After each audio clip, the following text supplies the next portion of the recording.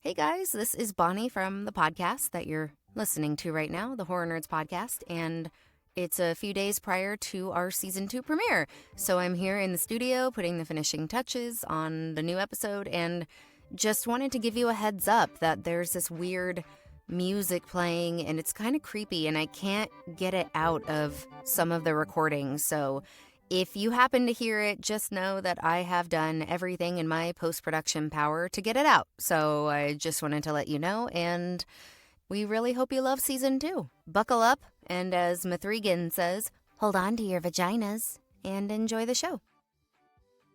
We can edit that out. Hi, everybody. This is how we do Horror Nerds.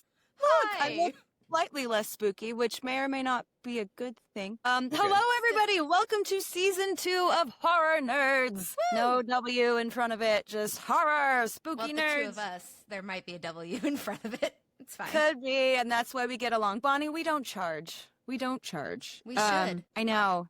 What a way to open. Well, something's opening, and we're going to charge. There we go. But bump. Well, on that note, I would like to bring up a more distinguished human than you and I, apparently. Yes. We have a very, very, very special guest for the opener of season 2. Honest, not only is he an incredible talent and friend and wonderful human, he's also a massive part of the Horror Nerd family. Please welcome Tom Dolby. Thank you. Thank you. I've been waiting. It took a year to be invited. I felt like Carrie White being, waiting for her invitation to the prom. We were getting the blood ready, so. Exactly. I can't wait. I can't You can wait. just move slightly to the left. The bucket, yeah, great. That's where I'm wearing black. It'll. Fabulous. I feel like this is long overdue, but also the perfect timing because. Absolutely.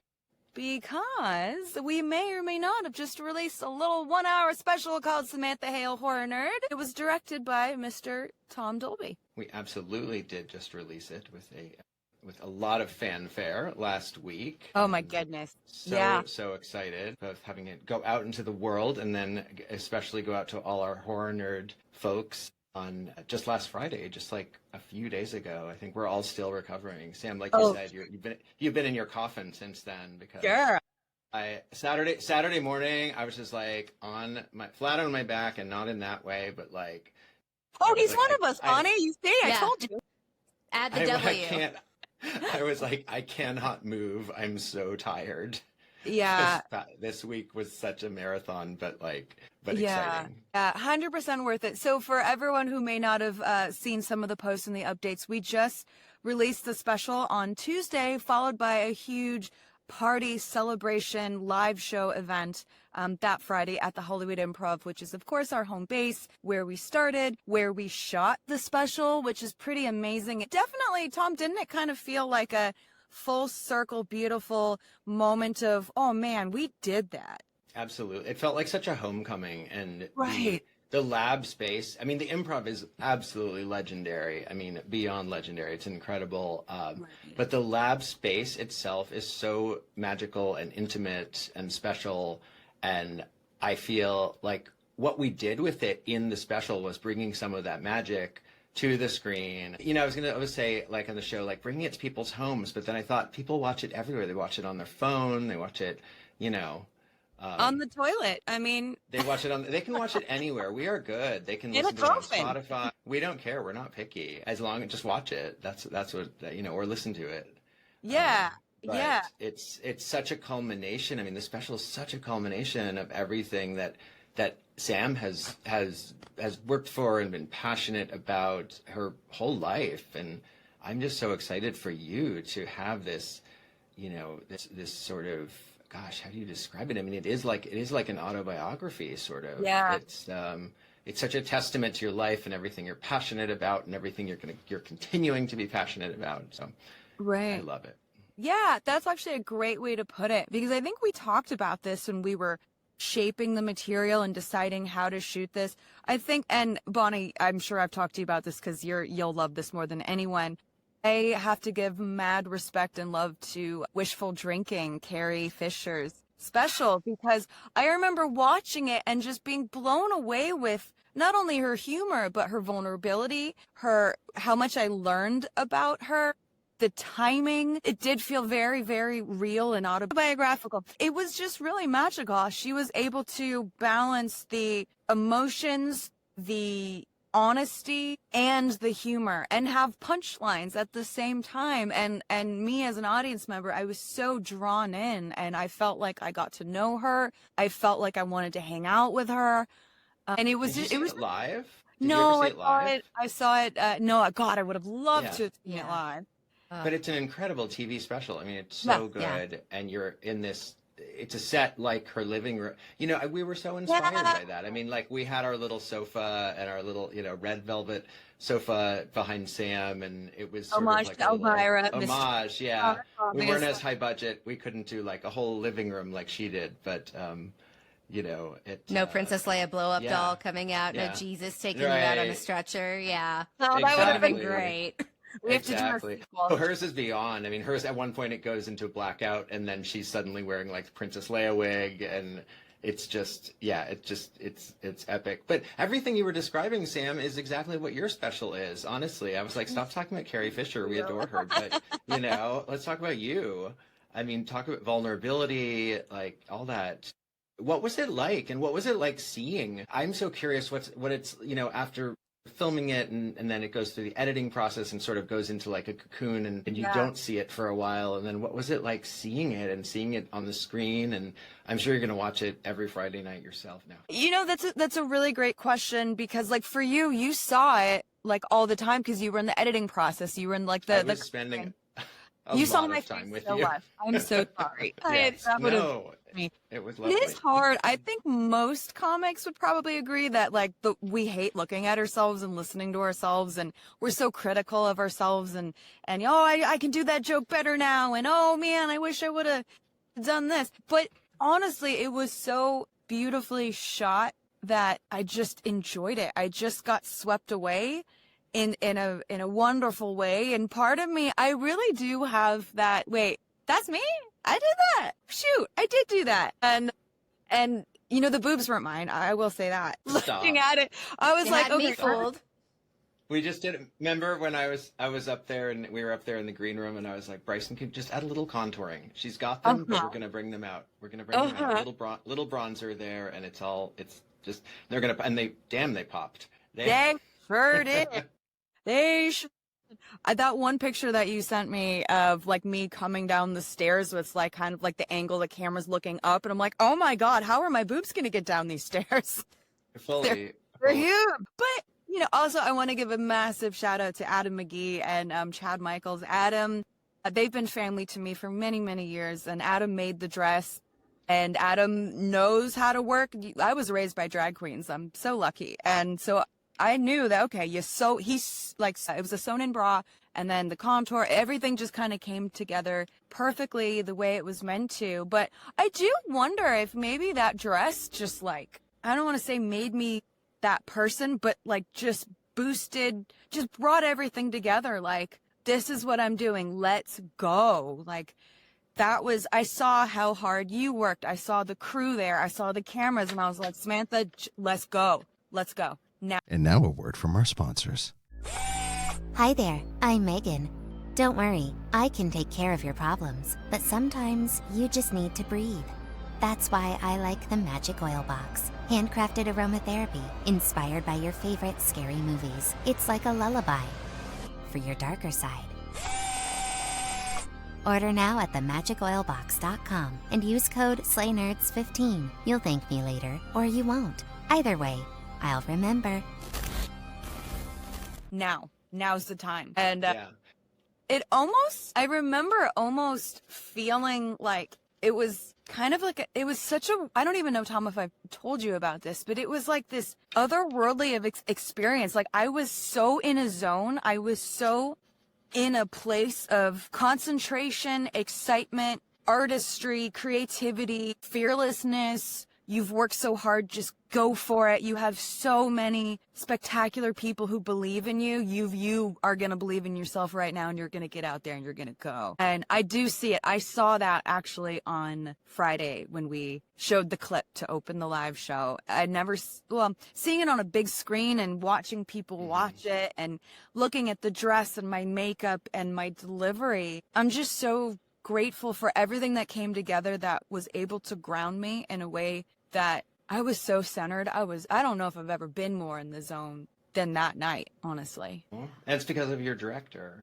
Obviously.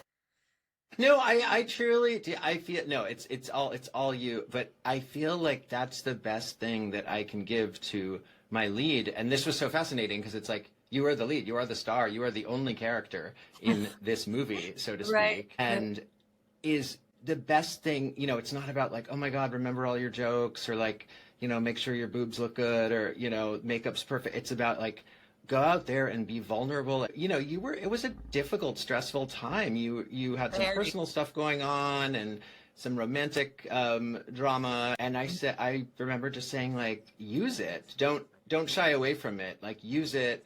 You know, if you get a little choked up, like, you know, great. Right. Like, use that emotion. Fuel you. And you taught me as my first comedy teacher. I guess Paul Moonjeez was my first, but my second comedy teacher, who was honestly, I would say, most influential that, like, if you feel alive, like if you don't feel nervous and you don't feel that like vibrant, like vibrating energy before you're going on stage, you're dead. You know, that means you're dead inside. Like, it's like time to quit comedy. And you just took that and you let it fuel the performance in such an exciting way. And that was just thrilling for me to see and to have the honor of supporting you and you know, on that journey, which is, I mean, literally journey that started, what are you first 8 years old, I think, when you started talking about, is that the first age that you talk about in the special? Yeah, when I saw my parents had gotten a divorce and my dad let me watch it. And I probably, like, I grew up before that. I was obsessed with Abbott and Costello Meet Frankenstein, which we referenced. I mean, that was kind of my favorite. I'm so happy that we decided to open the special with, it almost kind of felt, in a way, a little bit like a monologue of just like, hey, here's how I got from this little girl who saw a marathon of the Addams Family and fell in love with it, and then got introduced to all these other badass, mostly female horror characters that I really, you know, I never wanted to be Barbie. I never wanted to be the pretty princess. I was like, I want to be Winifred Sanderson, bitch. I don't want to be the pretty one. I want to be the boss. Like, hi. So I thought that was I'm so happy that we opened with that, because it felt like an homage to all of these trailblazing actors, filmmakers, and horror characters, you know? I mean, I don't know. Be able to. The weirdos. The weirdos. Yeah.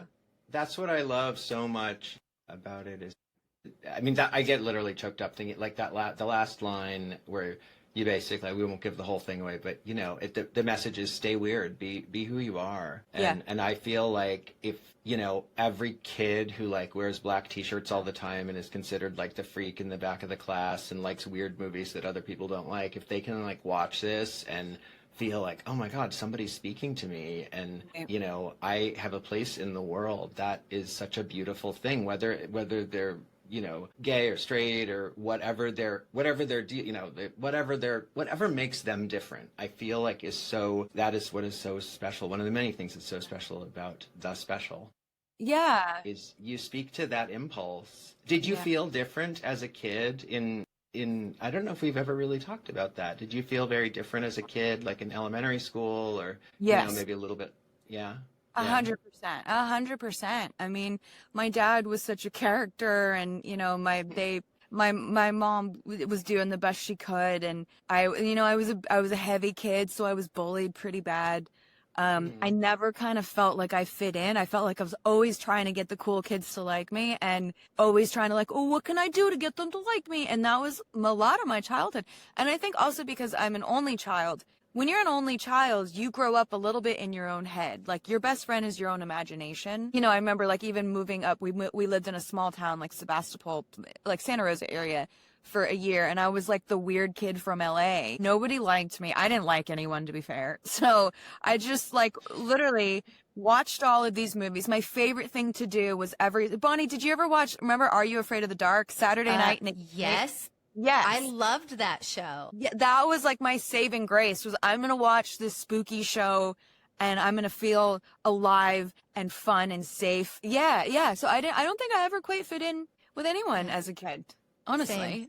Yeah. That's how Yeah, we found same, each yeah. other. I think that's what Exactly. we all have in common is we're all those kids that didn't fit in. Like nothing that, I don't think it was cool to like this stuff back then either. Not to sound like a hipster, but it wasn't. We got made fun of. I had Star Wars stuff I got made fun of. And now, you know, we've all grown up and now it's the cool stuff. But we were all those kids that weren't popular. And I was that kid too, like you. And that's one of the reasons why we get along so well and that show, Are You Afraid of the Dark? I used to watch that with my dad. And then I would get scared. And occasionally afterwards, he'd be like, all right, you want to stay up and watch Happy Days? It's on next at Nick at Night. And I'm like, yeah. So like, I'd be there crying because I was afraid of Are You Afraid of the Dark? And then you just hear like Sunday, Monday, Happy Days. And I'm like, Yeah.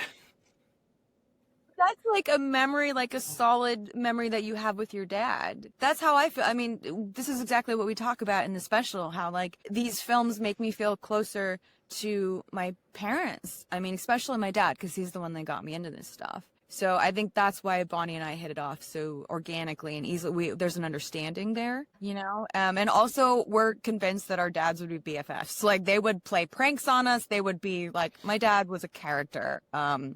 For sure. So, but did you feel like that as a kid, Tom? I mean, did you like scary movies as a kid? You know, I think I had an interesting relationship with scary movies. I think I was fascinated by them, but they also terrified me. And I would like, if I saw one, I would have nightmares. So this is the crazy thing is I was not a kid who loved scary movies. But I did a haunted house every single year up to like age 14. I would do a haunted house. And my mom was like, how is it that you like are into like gory, like bloody hands? You know, you're putting together like the kids in the neighborhood and you're creating these scenes with like, you know, the mad scientists or like chopping up bodies and stuff.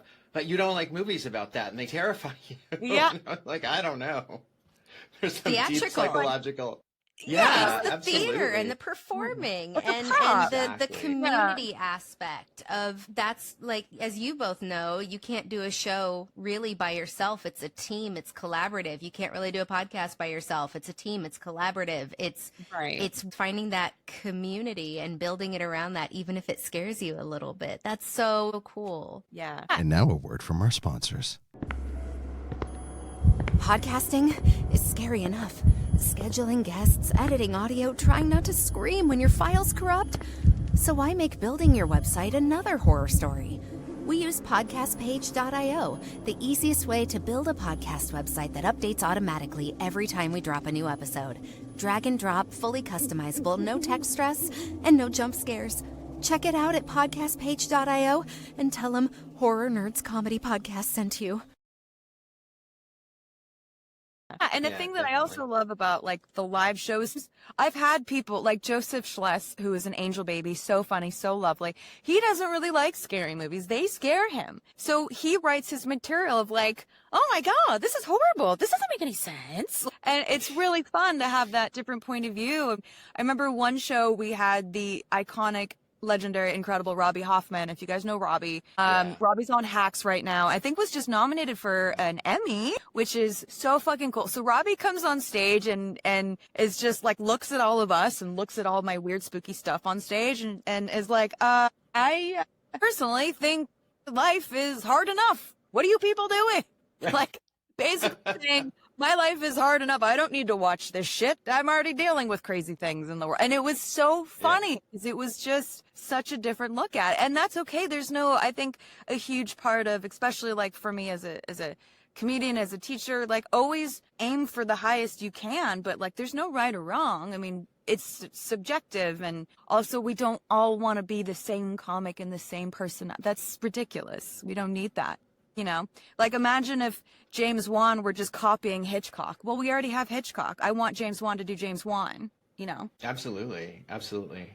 I think what was so exciting for me was to see the material that you had put together and then to try to make it, you know, we always talked about this because you would, you know, I'd be like, Sam, I don't think people are going to get this reference. And you're like, what do you mean? This is a really popular movie. And I'm like, We Yeah, did. like I didn't even get this reference, and we have to make this. It's such a great combination of references that people know, and then things that are a little more obscure. And what was exciting for me was also just the visuals of it, to try to, we weren't going to put you like in front of, a set on the stage that was like, some spooky haunted house or, the Addams Family, whatever. I mean, that would have been fabulous, but like we didn't have the budget for that.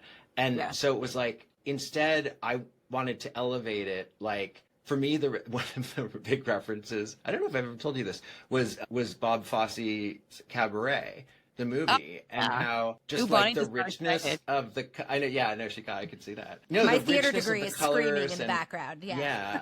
No, like the grittiness and how much that, that movie is about performance and internality and externality and like what you're projecting to the world, but also just in a very basic level. Like to me, that red curtain, that like very, very simple red curtain that they have at the Improv, we made it look like $1 million. Yeah. I'm so proud of how, and putting even just the little details for me are so fun, like putting those little red, cabaret style lamps on the tables. And I feel like we elevated the space into something that wasn't just about like food and beverage, which, sometimes when we do a horror nerd show, it can be challenging. Like people are drinking and people are like getting served food and there's noise in the background and the ice machine is going. And it was like, we were, remember when we had to tell them, we cannot serve drinks. Like we are filming, it's like we are filming a movie. Everyone has to get their drinks ahead of time. The ice machine has to be off, and just totally like we are treating this whole thing like a set.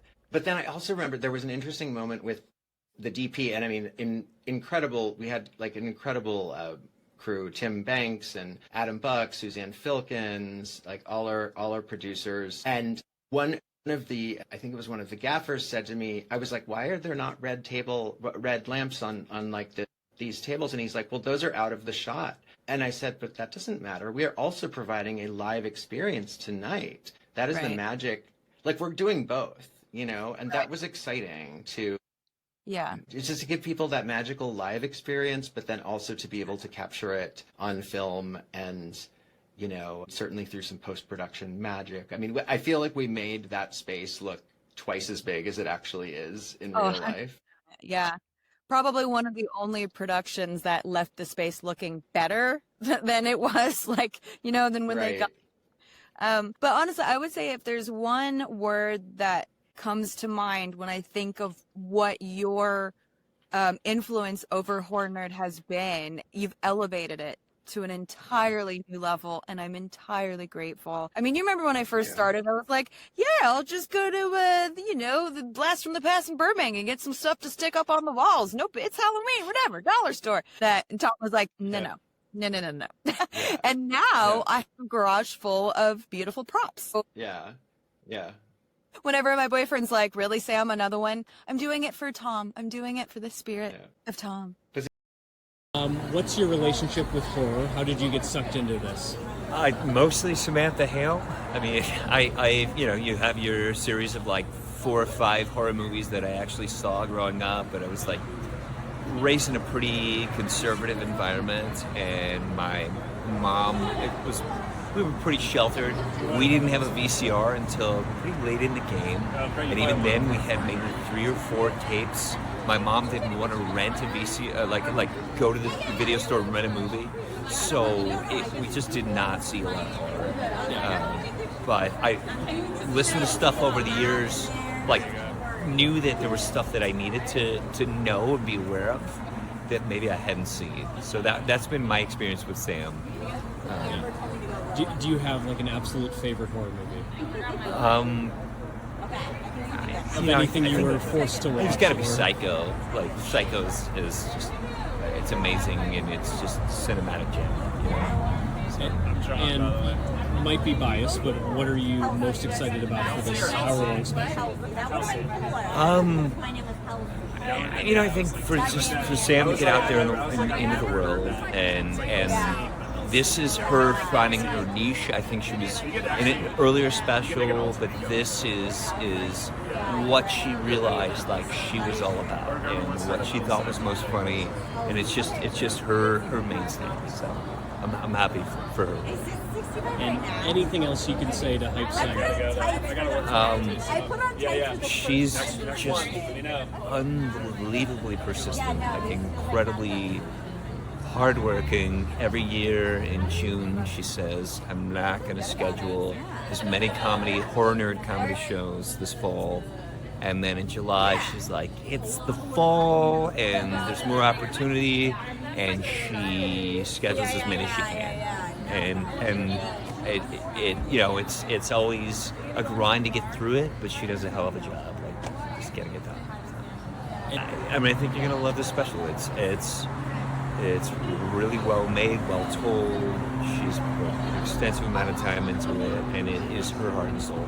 Everybody check out Horror Nerds Comedy Podcast. You're going to love it. It's very original, down to earth, and just a group of people that really vibe. Awesome.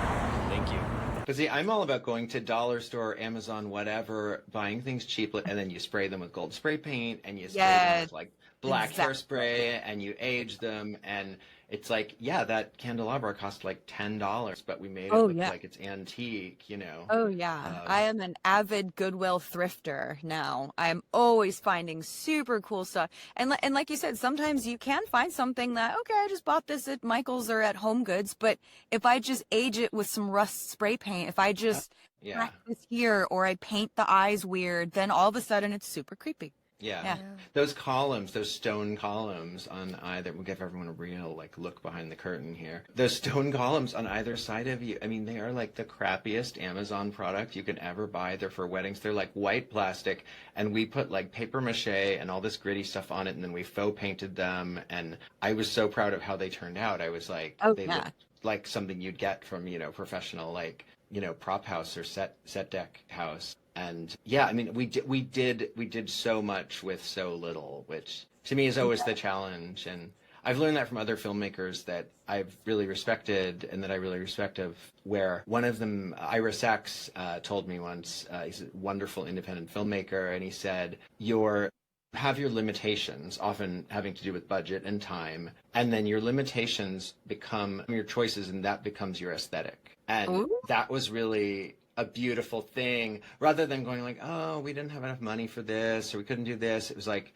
no, we leaned into this, and we said, okay, we don't need some huge crazy set. We just need a few things that are evocative of the vibe. And also with that dress, I mean, the whole Wednesday Addams inspiration, and obviously it takes a few good drag queens to put it all together. We couldn't do it without the drag queens. And it was It was because Adam is Chad Michaels' partner, right?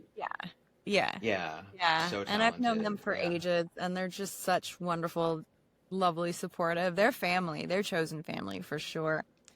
I have to say, as somebody who was just there to watch the show, because you and I, we had only met a couple months prior, and I remember going and like, oh my God, I just met this girl somewhat recently, a couple months ago at Midsummer Scream, and she's got a comedy special. Holy shit. Like, she's so badass. And I saw you come out and I was like, I love her. And looking at how you all had it set up, it looked so good, and just everything about it. It was a magical night there. And this was your Elvira moment when she makes it to Vegas to perform. This was your truly thing. I've done the show, girl. I mean, that's the only thing that could have made it even better. Because it was it was so good, and just the night was electric, and you could feel it, and everybody was so excited, and you were so on it, and the set looked amazing. And just watching the video now, everything just works, and it's so good, and it's just such a moment. And now you're one of those icons of women in horror. You're up there with them, and that's a hill I will die on. So you deserve this. And Tom, your work in it was amazing. Just, it's so good. And this was before we had a show and we decided we wanted to work together. So I'm saying this all purely as an audience member who only knew you for 3 or 4 months at that point. It was just so good. Right. Yeah, I remember around that time, I was like, Sam, after you need to do a podcast. You need to do a podcast. You need to do a podcast. And it's so much work, you guys, putting together a podcast. I mean, kudos to you on doing this, and it's amazing and wonderful, and you do such a great job. Extra And I cheers. love your voice. I love your voice, Bonnie. Also, I haven't told you that Oh, yet. thank I you. just love the quality of your voice, and that Bonnie did the recorded introduction for Sam for our live show. Because I was saying to Sam, like, we need a special, like, it's a little weird if, like, she comes on stage and is like, welcome to Horror Nerd, this is to celebrate my special. You know, it was like, no, we need something more momentous, more fanfare, you know. We need sort of a voice of, not voice of God, a voice of a goddess, you know, who's going to introduce Sam and yeah. And you were I the love that first and stuff. only person I thought of, obviously. I love when I don't Yeah. have to audition, so thank you. It was a true honor to do that. I was so excited, and I remember being in the booth recording, and I was like, no, this has to be perfect because this is a big deal. This has to be perfect. This is a big deal. Like, this has to be good. I think I did. I'm not kidding you. I was watching the video, and I was getting the timing. I must have done 25 or 30 takes, and I think I sent you 6 or 7 or 8, and I was like, okay, I want it to be good because this is for my friend, was and I great. love her. Yeah. And I think we need to put that Yeah. in the episode right now. I think people should hear the perfection that you recorded for us.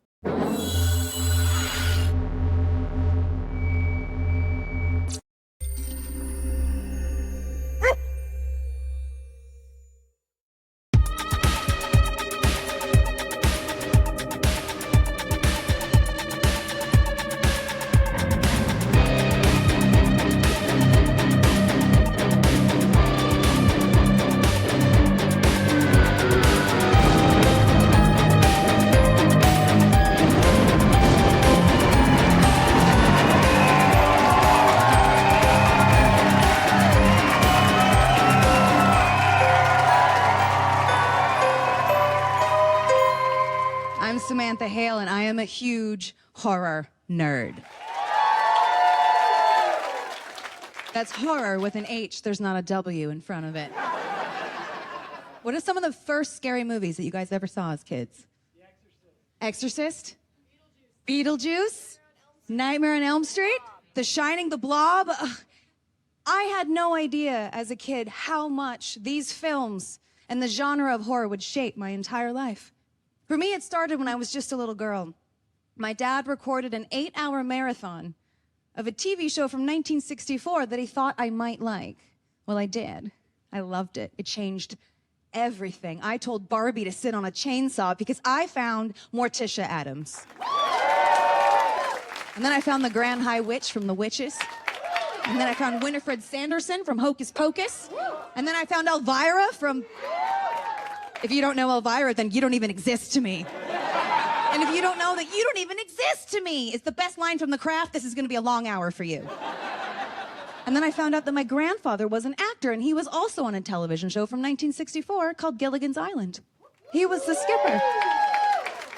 But also, he was in a scary movie called The Giant Spider Invasion. And then I found out that my great-grandfather, Alan Hale Sr., was Errol Flynn's sidekick in the 1930s, and that one night he had a party at his house, and Bela Lugosi showed up early and punked my grandmother, waited until she was alone in a dark room, came up behind her and said, "I am Dracula." Scared the shit out of her. And then I turned 8.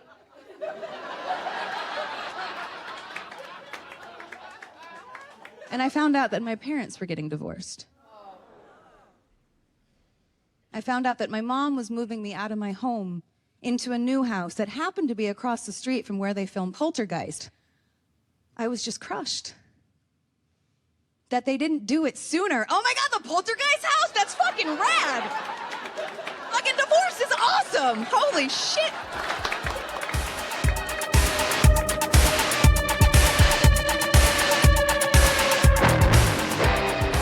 And now, please welcome the star of the new 1-hour comedy special, Horror Nerd, and your host for the evening, Samantha Hale.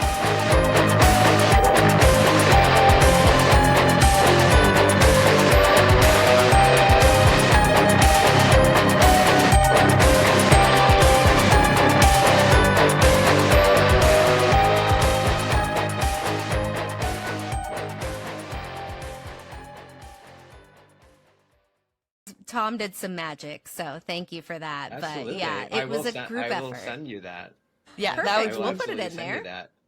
No, the only magic was adding a little reverb just to, bring it into the room. That was all. But that was really fun, coming up with the way of like, well, how do you, it was so funny because some people were like, so you're celebrating the show. Are you just going to like play the show for 40 minutes? I got that question a lot. Yeah. And it was like, no. We're going beyond that. Because this is about celebrating Sam and celebrating the special, but also celebrating like what it all came out of, and not just your life, but this monthly show, this incredible monthly show. And you and I came up with this theme, and I'm so honored that you actually took my idea for a theme. Like, we should do this, and Sam's like, no, we're gonna do this because Sam has her vision, and I respect that. But I told my partner Spencer, I was like, she took my theme idea, she loved it. I was like, I think you talk about in the special about the first horror movies you ever saw. How about it's my first horror film? And I think the comics were so great. It was so, I loved talking about Jaws. I have a Jaws poster in the background, which Perfect. In honor of that, because those are such epic like moments. They're such formative moments, and you never forget your first. And even if it wasn't your first, I feel like of the few, there's always like one that sticks with you. I don't know specifically if Jaws was the first. Yeah, but boy, it was the one that stuck with me. That's it for me. Poltergeist. The movie It. Yeah. Yeah, Poltergeist was another one. I remember having a really hard time as a kid with the bathroom scene where his face is like falling off and the meat. That was hard for me as a kid. Yeah. I just want to mention, because Sam is being very modest, some horror icons have endorsed the special. None other than let me redo this because I got the postcard right here.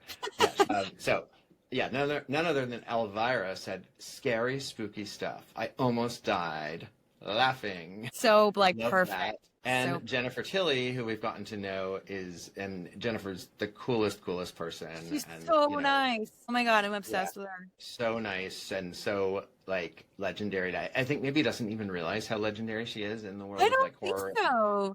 Genre films like Bound, and not just genre films, but genre films that became mainstream. And became like cult classics. Fully. Yeah. She is, on the Chucky series, Jennifer's so important that she plays Tiffany and plays herself. Which is iconic. How many actors get to do that? That is so like iconic. Next level. So iconic. So Jennifer says, Samantha Hale takes us on a witty and irreverent journey through her unconventional childhood and undying love of horror films. So the people who know what's what in this world definitely got it and have enjoyed it.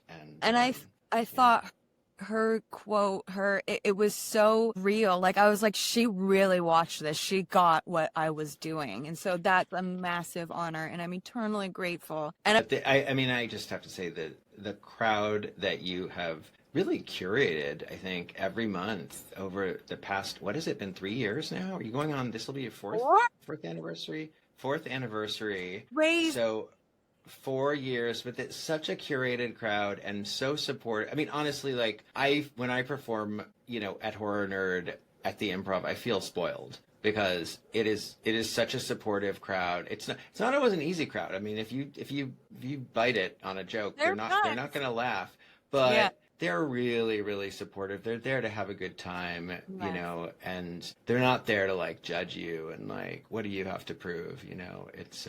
So I have to give such credit to you, Sam, for creating that and creating it like a safe space. Thank you. That's numero uno. That's how the idea came about. We all like this stuff. How can we come here and be weird together? And I use weird as a compliment, by the way. I should. Yeah. Oh yeah. Absolutely. I have to say, please look up the special on Apple TV, Amazon, Google Play, all of the major streaming outlets. You can find it.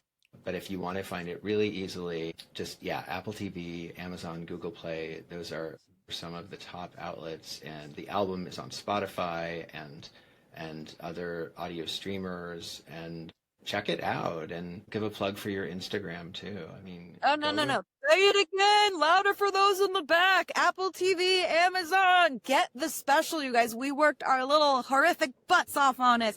It's good. It is good. Trust me. There's not a better way to spend an hour of your life. Just do it. Yeah, we'll have it linked. But also, we would love it even more if, like, hey, you have friends who love this stuff too, please pass it along. Be like, hey, friends who like spooky stuff, here's the thing for you. It's different. You haven't seen it before. It's not the typical, not that there's anything wrong with a typical hour special, but it's so highly themed and for us and by us weird kids, right? And it's also, I mean, it's October, right? So there might be people who I kind of like spooky movies, but I also get this a lot. People will say, oh, I'd love to come to your show, but I get scared really easily. I'm like, no, there's no jump scares. It's just jokes. Some of the punchlines might scare you because, I don't know, but there's no actual people jumping out at you. So even if you're a little, oh, I'm a baby, this is actually perfect for you. This is a nice gateway into learning about horror films, but not having to actually be scared. And it's, yeah, I have to say, I mean, even more, I think it's not Horror Nerd, the show, and your special. It's not just about horror movies. Horror movies are the lens through which you're talking about life. You're talking about life experiences, and people on stage are. I mean, you hear these like incredible stories about dating and relationships and people's relationships with their parents. And definitely. You know, one of I think Jeremy Tinoco talked about being a therapist and how that started in the therapy. Yeah. You know, and horror movies are real. For me, horror movies are just the entry point to something, to so much more. Yeah, no, thank you for bringing that up because people, oh, you just talk about scary movies for an hour? Oh, no. It's way deeper than that. Way deeper. Yeah. Absolutely. And yeah, it's fun. It's different. And there's just going back to the special. What'd you say? There's boobs. Yeah. Whatever. Let's let that. Hey, you know what? Sex and commentary on sex, and that is a huge theme that we see often in horror. Like, if you have sex, you're bad. If you know what I mean? There's so much commentary on it that we had to throw a little bit of that in there. You know what I mean? Well, it's just that it's therapeutic. I think there is something about, I think I say that in our press release. I was very proud of that quote. I think I say something to the effect of like, there is something therapeutic about laughing at what scares us. Yes.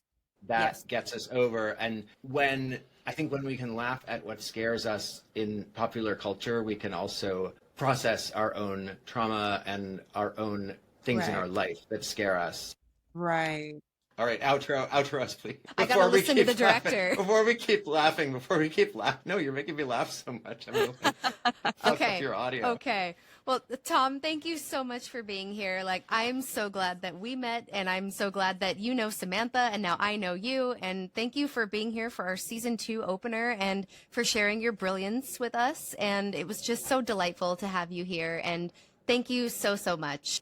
This is so much fun. I'm sad that we have to end this right now because we have stuff to do. Because this was so fun. Thank you. Absolutely. This was such a pleasure. Thank you so much for having me. Please join us again.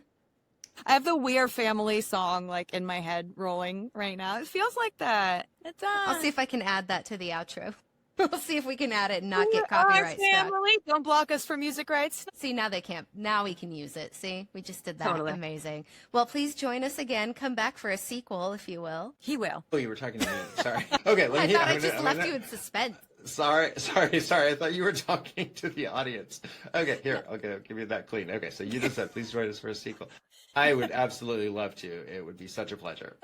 Well, thank you so much, and I look forward to having you back on the show. I look forward. I know Samantha does too, but I especially do. You're stuck with us now. Thanks, guys. This is awesome. All right, till next time. Till next time, I'll be right back. I wasn't supposed to say that.